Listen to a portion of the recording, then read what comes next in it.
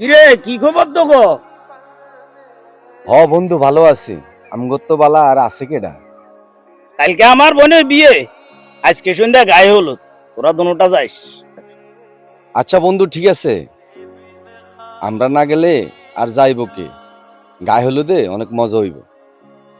আচ্ছা বন্ধু, তোরা দেরি করিস না, সময় মতো চলে যাইস, তাহলে আমি এখন যাই।